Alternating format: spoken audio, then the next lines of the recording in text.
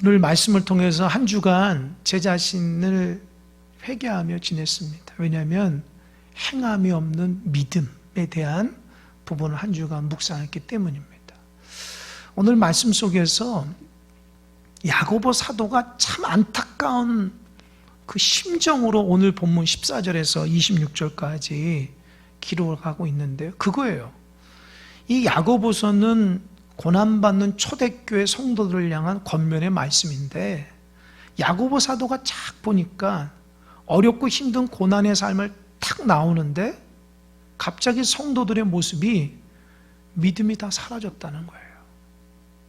그동안에는 믿음 있다고 하고 정말 믿음의 사람으로 예배하고 교회를 섬기고 교제하고 그렇게 막 살다가 고난이 탁 나가오니까 믿음의 행동을 안 한다는 거예요.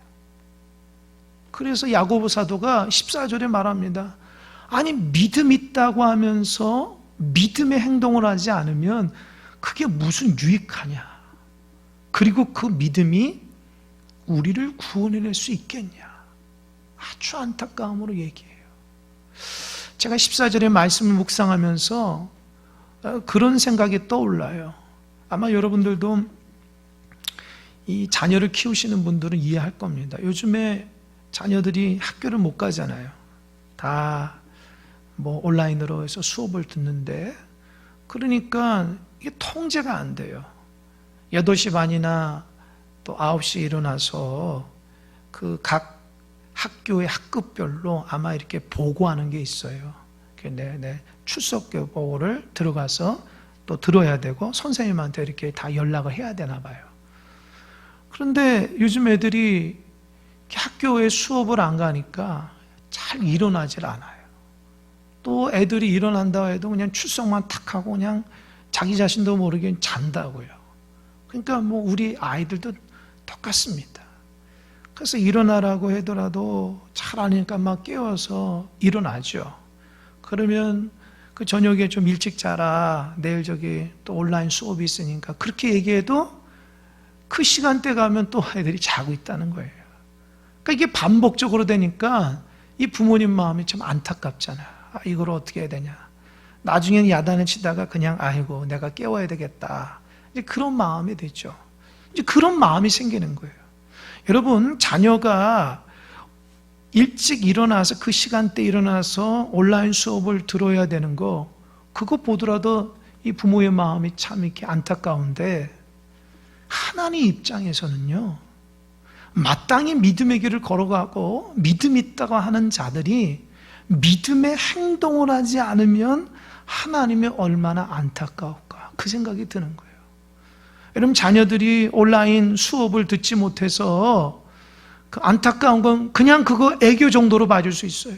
그러나 수십 년 동안 믿음의 길을 걸어간다 하고 하나님을 사랑한다 하고 수없이 많은 예배와 수없이 많은 섬김과 고백을 통해서 살아가는 성도들이 어려움 통해서 믿음이 온데간데 없고 하나님은 보이지도 않고 세상 사람들과 똑같은 모습으로 살아간다면 정말 하나님 입장에서는 당황스러울 것입니다.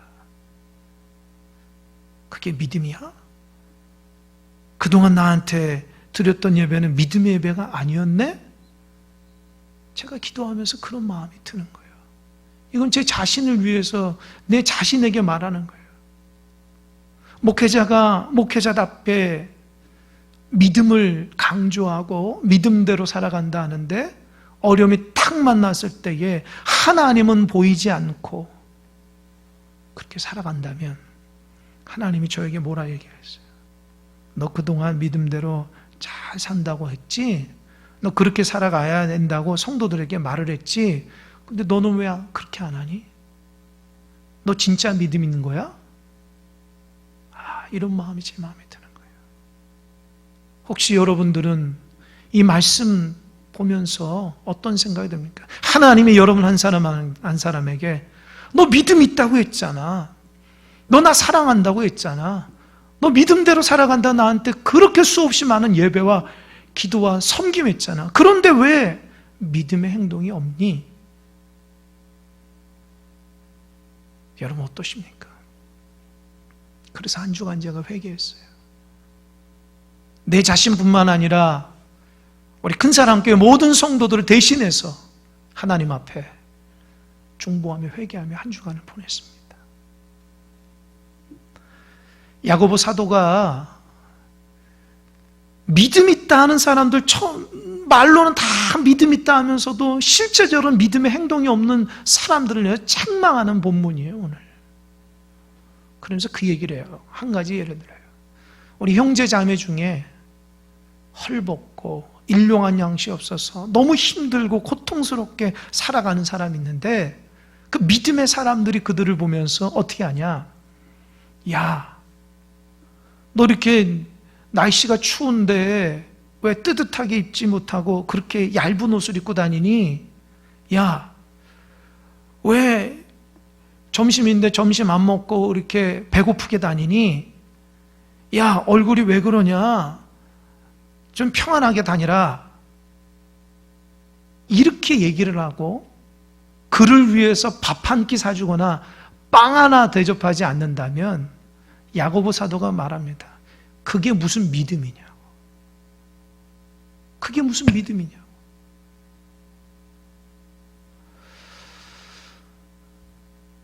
여러분 정말 그래요. 내가 갖고 있는 믿음이 행동으로 나오지 않는다면 그거는 그 사람한테 욕하는 거 똑같아요. 그 사람이 옷이 없어서 그렇게 입고 다니는데 왜 따뜻하게 입고 다니냐 말하는 게 그 사람 거 욕하는 거 아닙니까? 밥이 있고 빵이 있고 그런 돈이 있어서 먹고 싶으면은 먹겠지만 그런 것도 없는데도 먹지 못한 상황인데 왜 밥 안 먹고 그렇게 배 골고 다니냐라고 하는 것은 그 사람이 욕하는 거 똑같아요. 우리 믿는 사람들이 이웃을 사랑한다 하고 하나님을 사랑한다 하면서도 말로는 주저리 많은 얘기를 하지만 실제적으로는 하나님 사랑과 이웃 사랑의 모습이 아무것도 보이지 않는다면 하나님이 똑같이 아무것도 아니라 그게 믿음이냐고. 그게 믿음이냐고 하나님께서 동일하게 우리에 향해서 얘기할 겁니다. 오늘 말씀을 통해서 그런 얘기를 해요. 그래서 17절에 보면 이렇게 얘기합니다. 이와 같이 행함이 없는 믿음은 그 자체가 뭐라고요? 죽은 것이라. 죽은 것이라. 그러니까 믿음이 있는데 그 믿음의 행위를 하지 않으면 하나님 입장에서는 죽었다는 거예요. 누가 여러분에게 당신 믿음으로 죽었어 라고 하면 아주 화를 낼 겁니다. 근데 여러분, 성경은 분명히 얘기해. 믿음이 있으면서 행하지 못하면 죽은 믿음이라는 거예요. 그게 사람한테 받는 것뿐만 아니라 하나님 앞에 정확하게 너는 죽은 믿음이야. 이렇게 받으면 얼마나 마음이 안타까울까요?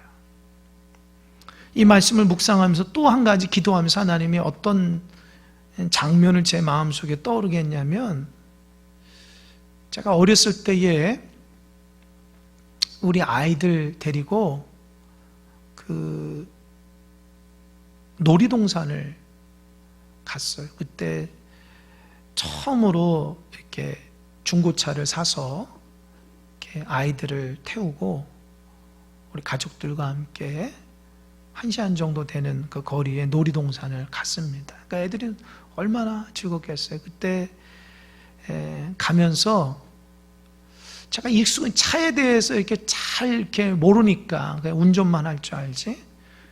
중간에 딱 보니까 기름이 그 차 기름이 별로 없더라고요. 그래서 이거 가다 넣어야 되겠다 생각을 했는데 주유소가 나오질 않는 거예요. 그러다가 목적지까지 딱 도착한 거예요. 그리고 신나게 놀다가 이제 거기서 애들하고 놀다가 밥도 먹고 밤이 돼서 이제 차를 타고 또 집에로 가는데 딱 기름을 넣어야 되겠다 딱 했는데 시동 켜고 한 5분 지나가니까 불이 들어오더라고요. 불이. 근데 그때는 제가 그 불이 굉장히 큰일 났다. 이거 중간에 멈췄으면 안 되는데 그때는 그 생각이 있었던 거예요. 이거 어떡하냐. 그런데 가도 주유소가 안 나오는 거예요. 그래서 제가 이 운전대를 붙잡고 하나님 앞에 간절하게 기도했습니다. 하나님 좀 붙들어 달라고, 차 멈추지 않게, 사고 안 나게끔 우리 안전하게 가게 해달라고 얼마나 기도하면서 운전대를 붙들고 온지 모릅니다. 그리고 정말 가다가 한참 가다가 주유소가 있어 주유를 딱 놓고 가니까 그때서야 제 불안함과 답답함이 다 사라졌어요. 그리고 나서 제가 한 가지 깨달았죠. 어딜 갈 때는 늘 기름이 있는가 먼저 체크를 해야 된다. 그래야지 마음이 안전하구나. 여러분, 아무리 멋진 차가 있어도, 아무리 비싼 몇 억짜리 차가 있어도 기름 없으면 아무 소용없습니다. 그건 고철덩어리예요. 짐이 될 뿐이에요.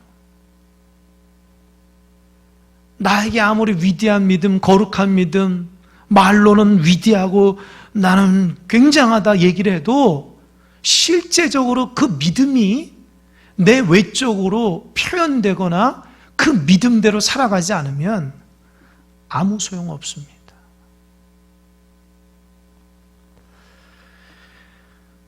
한국교회가 참 죽어간다고 그런 얘기를 많이 합니다. 지금 이 시대의 종교가, 특별히 개신교가 이제 퇴장해야 된다고 그런 얘기까지 합니다. 왜일까요? 그동안 믿음을 강조했던 한국교회가 믿음은 대단한 줄 알았는데 고난 가운데 어려움 가운데 믿음의 모습이 없고 행함이 없으니까 세상 사람들이 교회를 향해서 손가락질을 하고 시작해요. 믿는다고 하는 목회자와 믿는다고 하는 교인들이 거짓말을 일삼고 천연덕스럽게 하나님 얘기를 하며 믿음 좋은 것처럼 착각하며 살아가는 한국교회의 모습을 보고 세상 사람들이 진절머리가 난다고 그래요. 너무 안타깝습니다.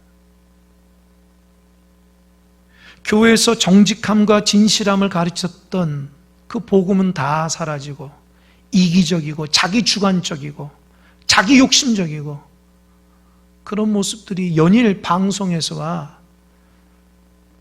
보면서 참으로 안타깝다. 그래서 우리 자신은 보세요. 우리가 살아가면서 믿음대로 살아가는가? 겉으로는 직분자고 겉으로는 믿음 생활 오래 했다고 하지만 실제적으로 우리의 삶과 언어와 모든 행동 하나하나가 하나님 앞에 합당한 믿음의 모습이 보여지는가?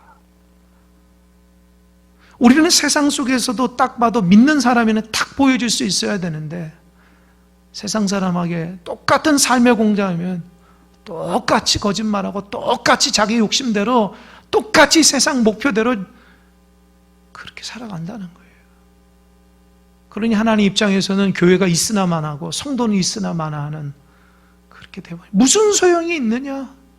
무슨 유익함이 있느냐? 너희들 뭐를 위해서 믿음 생활하고 뭐를 위해서 그렇게 살아가느냐? 하나님이 그렇게 오늘 야고보 사도를 통해서 지금 우리에게 경고하신다는 거예요. 18절을 보면서 하나님의 음성을 듣습니다. 제가 18절 읽겠습니다. 어떤 사람은 말하기를 너는 믿음이 있고 나는 행함이 있으니 행함이 없는 내 믿음을 내게 보이라. 나는 행함으로 내 믿음을 내게 보이리라 하리라. 이게 무슨 말입니까? 너 믿음 있다고 했지? 제발 좀 너 그 믿음의 행함을 좀 보여라. 나는 믿음의 행함을 보일 테니까 너 믿음 있다고 했으니까 좀 행함을 보이라. 이 말을 하고 있는 주인공이 야고보 사도예요. 초대교회 때에 그렇게 하나님 사랑하고 믿음으로 살아갔던 그 사람들이 고난이 딱 닥치니까 믿음은 온데간데였고 하나님을 향한 그 믿음은 다 사라져서 믿음의 모습을 보이지 않으니까 야고보 사도가 깜짝 놀란 거예요. 어떻게 저 사람이 저렇게 믿음 있다고 했는데 믿음의 행위가 보이지 않지? 제발 너 그동안 가졌던 믿음 좀 보여라. 그 얘기를 하는 겁니다. 이게 하나님이 저에게 주시는, 나에게 주시는 음성을 들었어요. 너 목사, 너 구목사, 너 믿는다고 했지? 너 하나님 신뢰한다고 했지? 너 나를 신뢰한다. 그 믿음의 모습을 보여. 그러니까 고난은 우리의 믿음을 보여줄 수 있는 굉장한 중요한 시험대예요. 내가 그동안 어떤 믿음을 가졌는가 알려면 진짜 고난이 딱 오면 내 믿음이 딱 드러나게 돼 있는 거예요. 이제껏 목회 얘기를 들었으면서 우리 교회뿐만 아니라 많은 교회에서 사역을 하면서 항상 제 마음속에 일어났던 그 궁금증이 있는데요. 제가 여러분에게 몇 번 얘기했지만 왜 저분은 믿음대로 행하지 못할까? 그런 고민이었어요. 많은 교회에서 믿음 생활 잘하고 앞장서서 주예를 감당하고 그렇고 열심히 예배하고 기도했던 사람들이 어려움을 탁 만나니까 믿음이 다 사라진 거예요. 그럴 때마다 제 마음속에 도대체 믿음이 뭘까? 신앙은 사람을 변화시키는 것이 아닐까? 그런 의심이 들 때가 있어요. 거쳤던 교회에 어려움이 있고 환난이 있었던 교회도 있습니다. 그럴 때에 평상시 믿음의 사람이라고 했던 중직자들의 모습을 보면서 그들의 믿음 없음으로 세상적인 방법으로 나아가는 그 모습을 보고 제가 상당한 충격을 받았습니다. 그때 하나님도 사람을 변화시키는 게 아닌가? 그들은 뭘 가지고 그렇게 믿음 생활하는 것인가? 하나님 앞에 어떤 마음으로 예배하고 어떤 자세로 하나님 앞에 나아가는 것인가? 왜 믿는 대로 행하지 못할까? 그 마음이 드는 거예요. 큰사랑교회에서도 목회하면서도 동일한 마음이 듭니다. 저 직분자, 저 믿음의 사람, 왜 믿음의 행함이 보이지 않을까? 왜 하나님 앞에 예배 생활하지 못할까? 왜 하나님 앞에 섬기지 못할까? 말로는 위대하고 거룩한 믿음의 소유자라고 하는데 그의 삶 가운데 믿음의 열매가 없고 믿음의 행위가 없고 믿음의 말함이 없는 거예요. 목회자 입장에서는 크게 안타까운 거예요. 하나님, 저 믿음 없는 건데요. 그 생각이 드는 거예요. 여러분, 우리 자신을 속이며 살아가면 안 됩니다. 내가 믿음이 없으면 없는 대로 하나님 앞에 나와서 믿음을 갖추어야 돼요. 아무리 목회자라도, 아무리 교회 직분자라도 믿음이 없으면 믿음 없는 대로 하나님 정직해야 되는데 그거를 자꾸 포장하면 안 됩니다. 내가 믿음이 있으면 믿음의 행함이 있을 때에 크게 빛나는 거예요. 교사가 교사의 행동을 할 때에 진정한 교사고 군인은 행동할 때 진정한 군인이고 경찰이 경찰의 일을 감당할 때에 경찰이듯이 신앙인이 신앙인의 행동이 드러날 때에 그게 참된 신앙 아닙니까?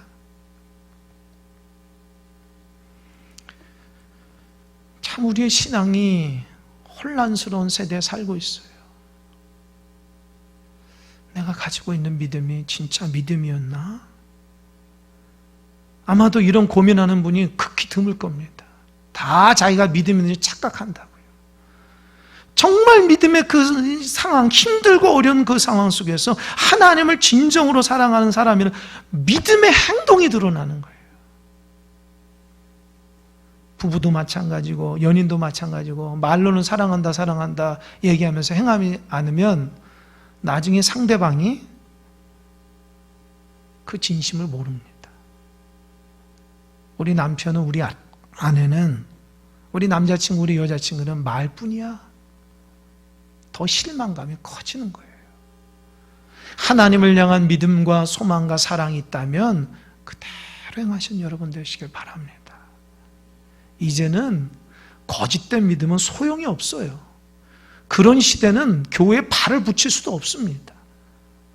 이제는 진실하고 거룩한 신앙인들만 신앙생활하는 세대가 왔어요.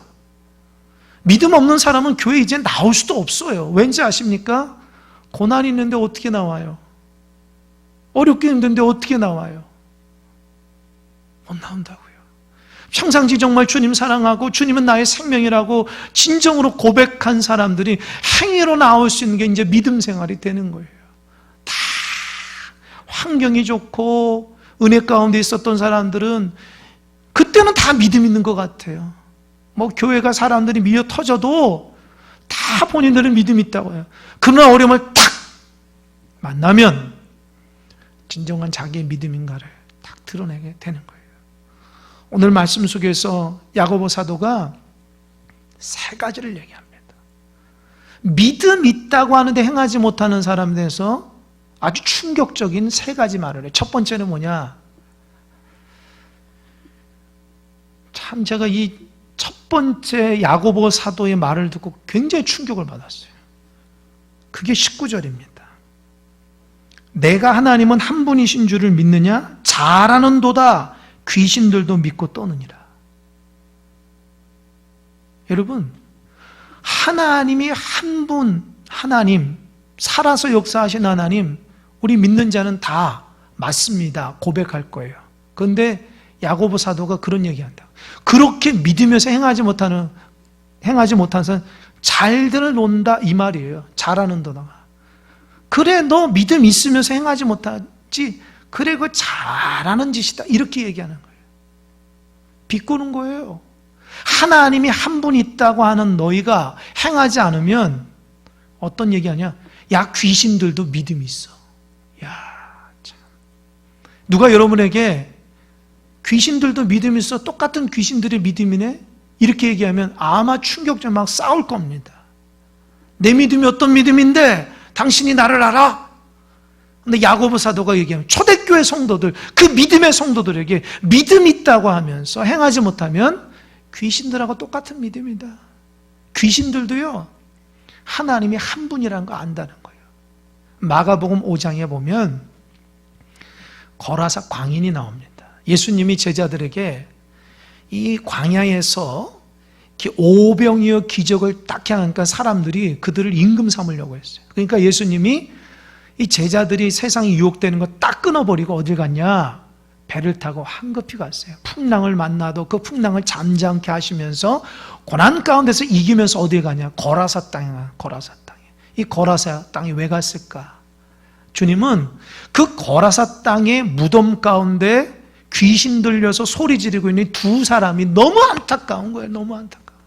그 사람을 살리려고 세상 사람한테 인기 끌고 세상 가운데 인정받는 거 포기하고 그 고통스러운 사람을 찾아간 겁니다.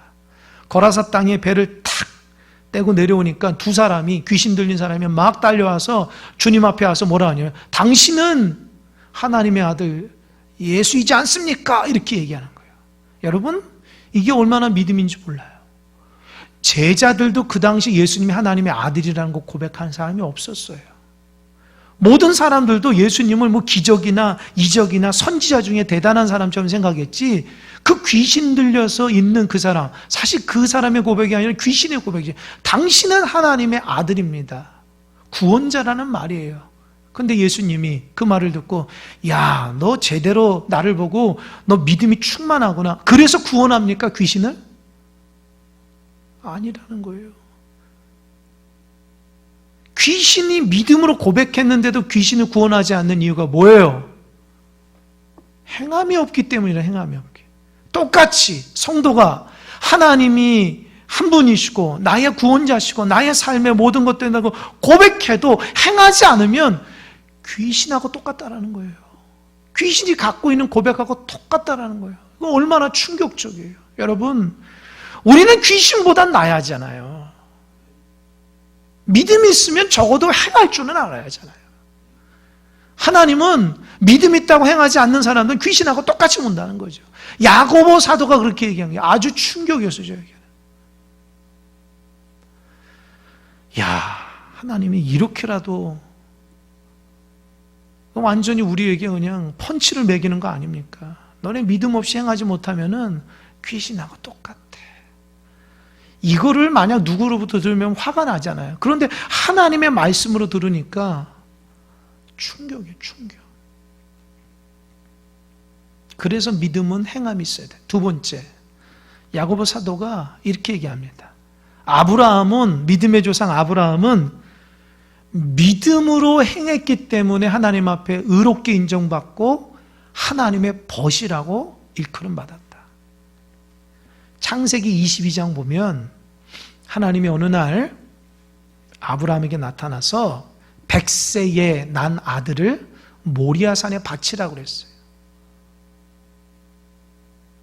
그러니까 아브라함은 굉장히 충격이잖아요. 그런데 성경에 보면 아브라함이 하나님 앞에 따지거나 불평불만하지 않고 아들과 함께 모리아산에 올라갑니다. 그리고 바칩니다. 그때 하나님이 그 중심을 보시고 정말 축복하시죠. 그러니까 야고보 사도가 그런 거예요. 믿음의 조상이라고 하는 아브라함은 어떻게 아들을 바쳤냐는 거예요. 창세기에 보면 아브라함에게 아들이 없으니까 다른 아들 삼으려니까 하나님 그러지 말아라. 내가 너에게 아들을 주겠다. 그게 75세 때 약속하신 거예요. 그런데 하나님이 25년 동안 그렇게 입력해야 되는 걸 100세에 주셨다는 거예요. 아브라함 입장에서는 여러분 이삭이라는 말이 뭔지 알죠? 웃음이에요, 웃음. 어떻게 100세 된 나가, 어떻게 우리 아내가 아이를 생산할 수 없는데 이 나이 때에 아들을 주시냐고 웃어버린 거예요. 그래서 이삭이에요, 이삭. 도저히 불가능한데 자녀를 주신 거죠. 그러니까 그때 아브라함이 뭘 느꼈냐면 하나님은 생명을 살리시는 분이구나. 죽은 몸인 나에게서 생명을 잉태케 하시는 분이구나. 그때 깨달은 거예요. 그러니까 하나님이 그렇게 사랑하는 아들 이삭을 바치라고 해도 어떤 생각이 드냐면 하나님은 고목나무 같은 그 100세 때에 나에게 아들을 주셨는데 우리 아들 이삭도 죽여도 하나님은 살릴 줄 믿었다는 거예요. 그 믿음으로 하나님 앞에 드렸다는 거예요. 그래서 하나님 앞에 인정받았다는 거죠. 여러분, 아브라함 믿음의 사람이요. 아마 여러분에게 그렇게 하면 드릴 사람 거의 없을 거예요. 드릴 수 있습니까? 우리는 뭐 작은 문제도 하나님 앞에 신뢰하지 못하는데요. 의심하는데요. 손해볼까 봐. 아브라함이 그렇게 믿음의 행동을 한 이유가 뭐냐는 거예요. 하나님을 온전히 믿었기 때문에 의심하지 않고 행동으로 나타나서 하나님 앞에 인정받는 사람이 됐다라는 겁니다. 그러니까 야고보 사도가 초대교회 성도들에게 아브라함 믿음의 조상 좀 따라가라는 거예요. 아브라함은 그냥 믿음이 있는 것이 아니라 믿음의 행위를 통해서 하나님 인정받았다는 거예요. 근데 로마서에 보면 사도 바울이 그렇게 얘기하는 거예요. 의롭게 되는 것은 행위가 아니고 믿음이다. 그래서 오늘 본문하고 좀 이렇게 정반대의 말을 하는 것처럼 느끼는데, 그래서 어느 신학자는 야고보서를 지푸라기의 서신이라고 그래요. 그냥 아무 의미가 없는, 근데 그거 잘못된 거예요. 여러분, 사도 바울이 말하고 있는 의롭게 되는 것과 야고보가 말하고 있는 의롭게 되는 것이 차이가 있어요. 사도 바울이 말하는 의롭게 되는 것은 믿음 없이 율법을 가지고 행할 때 나오는 거라는 거죠. 그럼 당연히 의롭게 되지 않죠. 믿음이 없는데. 근데 야고보서가 말하는 의롭게 되는 것은 믿음의 바탕 위에 그 믿음의 외적인 모습이 행위로 드러나야 된다는 거죠. 그러니까 여러분, 우리는 믿음에 있으면 믿음의 행위로 드러날 때 하나님이 옳다 인정을 받는 의롭게 된다는 것이죠. 그래서 우리는 행해야 돼요. 행하지 못하면 아무 유익이 없어요. 아마 여러분도 마찬가지예요. 교회에서 믿음의 사람들 하면서 행하지 못하면 속으로 어떻게 해요? 저 사람이 믿음이 있는 건가? 그렇게 생각할 거 아닙니까? 그래서 어떻게 믿음의 행위가 계속 없으면 저 사람 믿음이 없다. 결론 내지 않습니까? 왜요? 행함이 없는 믿음이 그 무슨 믿음이 유익하냐는 거예요. 세 번째, 야고보 사도가 초대교회 성도들에게 믿음으로 구원받은 세 번째 인물로 누가 말하냐면 기생라합이에요. 기생라합. 이 기생라합은 여호수아서 2장에 나오거든요. 그러니까 하나님께서 이스라엘 백성을 광야 40년 동안 잘 은혜 가운데 지켜주셨다가 이제 가나안 땅에 들어가려고 해요. 그때는 이제 모세는 죽고 여호수아가 그들을 이끌고 갑니다. 여호수아가 어떻게 하면 가나안 땅에 들어갈까 정탐꾼 둘을 보냅니다. 그곳이 간 곳이 여리고라는 거예요. 그 여리고에 어느 집에 갔냐면 기생라합의 집에 간 거예요. 근데 기생라합이 그 이스라엘 백성, 적군이 이스라엘 백성 2명이 왔는데 그를 숨겨줘요. 그래서 나라에서 군사들이 와서 그들을 왔냐 하니까 없다 하고 그냥 돌려보내서 그 정탐꾼 2사람을 살려줬거든요. 근데 왜 살려줬을까? 여호수아서 2장 말씀을 보니까 기생라합이 정탐꾼에게 그렇게 얘기해요.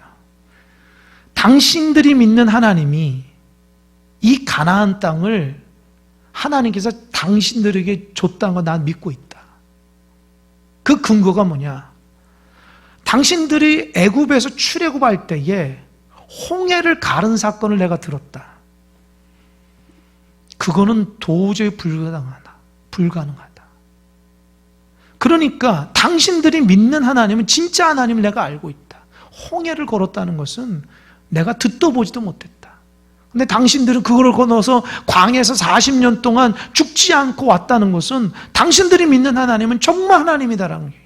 두 번째, 요단 동평의 아모리 족속에 아주 위대한 왕인 시온과 옥이라는 왕이 있는데 그 엄청난 그 나라의 왕을 당신들이 이겼다라는 것은 거의 불가능한데 당신들이 믿는 하나님이 돕지 않으면 안 된다. 그래서 당신들이 나에게 2사람이 정탐 왔지만 내 마음속에는 당신들이 믿는 하나님이 이 땅을 다 차지할 걸 믿기 때문에 나는 당신들을 살려줬다.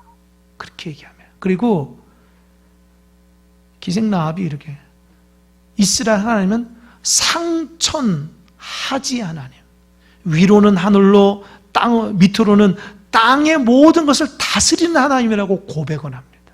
그러니까 기생라합은 믿음이 없지만 소문만 듣고도 그 믿음의 행동을 하는 위대한 여인이 되고 구원받은 여인이 된다는 거예요. 이게 야고보 사도가 왜 초대교회 성도들한테 얘기해요. 초대교회 성도들은 야 너희들은 정말 믿음이 있지만 그 기생라합은 믿음 없어서 소문만 들어도 저렇게 믿음의 행동을 보이는데 너희들은 하나님 앞에 믿음이 있다고 하면서 그 믿음을 보이지 않고 그렇게 살아가야 되겠냐? 사실 야고보 사도가 야단치는 거예요.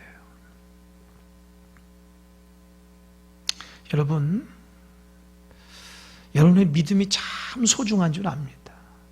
여러분 마음속에는 신앙과 하나님이라는 것이 인생의 전부라고 여러분 다 생각할 겁니다.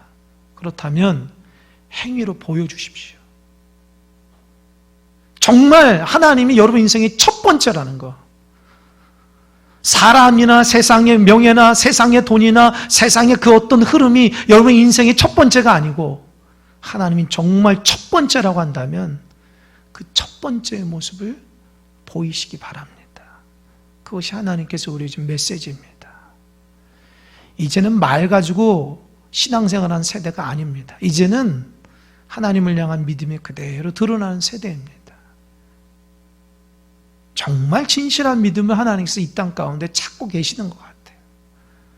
그동안 참된 믿음을 가지고 살아가는 하나님의 사람이 누구인가? 하나님 찾고 있는 것 같아요. 그래서 결론적으로 26절에서 이렇게 얘기합니다. 영혼 없는 몸이 죽은 것 같이 행함이 없는 믿음은 죽은 것이니라. 여러분, 가족 중에 누가 돌아가시거나 그러면은 이 장례 절차의 둘째 날에 입관을 하게 됩니다. 입관. 그러니까 그 돌아가신 고인이 관에 들어가는 거죠. 그러니까 마지막 순간이에요. 그 보는 게 마지막 순간이에요.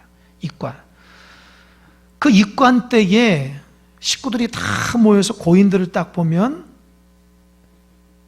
똑같이 내가 평상시에 봤던 고인의 모습이에요. 얼굴도 똑같아요. 금방 일어설 것 같아요. 그런데 만져보면 차갑죠. 딱딱하게 굳었어요. 왜요? 영혼이 떠났기 때문에. 그냥 육신의 몸뚱아리만 있는 거예요. 아무 소용없는 거예요. 불러봐도 대답 없고요. 일어나지도 않습니다. 야고보 사도가 그 얘기예요. 영혼 없는 몸이 죽은 것처럼 믿음이 없는, 행함이 없는 믿음은 죽은 것이다. 제가 이 말씀 묵상하면서 성도들이 교회 안에 이렇게 탁탁 앉아서 예배드리는 모습이 떠올랐어요. 그리고 그 하나님 앞에 예배드리는 중에 살아있는 사람과 죽은 사람이 하나님 보여주기 시작하는 거예요. 아주 무섭습니다. 누가 살아있는 믿음인가? 누가 살아있는 신앙인가? 아니면 몸은 있으나 영혼이 다 빠져나가지고 믿음 없이 죽은 것처럼 앉아있는 사람은 누군가요? 하나님은 그걸 보신다는 거예요. 오늘 말씀을 통해서 충격을 받는 사람도 있을 겁니다. 그러나 충격이 은혜입니다.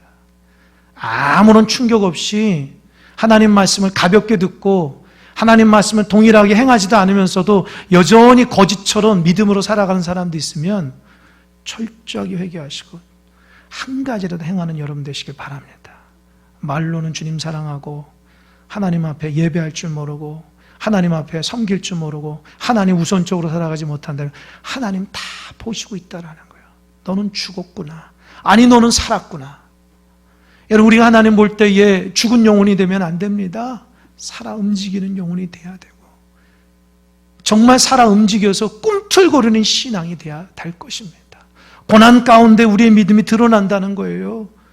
그래서 앞으로의 모든 삶은 행함이 따라야 됩니다. 행함이 없는 믿음 죽은 것이다. 늘 기억하고 마음속에 한 가지라도 하나님 앞에 해야 되겠다. 평생을 그냥 하나만에 그냥 믿음이 있는 애 없는 애가 아니라 이제는 한 가지라도 해야 될 시대가 왔어요. 사람이 교회 안에 많고 그거 중요한 게 아니에요. 하나님 이제 그걸 안 봅니다. 이젠 참된 믿음의 소유자가 무엇인가? 하나님이 교회를 직접 다스리시고 성도들을 직접 인도하시고 역사해 주실 겁니다. 하나님 앞에 통과해서 인정받는 신앙이 다 되시길 바랍니다. 요란스럽지 않더라도 그저 믿음의 삶을 행함으로 잘 보이시기 바랍니다. 받은 말씀대로 순종하며 살아가려고 노력하시기 바랍니다. 그때에 하나님의 은혜가 우리 공동체 가운데 하나님 여러분 보면 기뻐하심으로 내가 너 때문에 기쁘다. 그런 역사가 일어날 것입니다. 기도하겠습니다.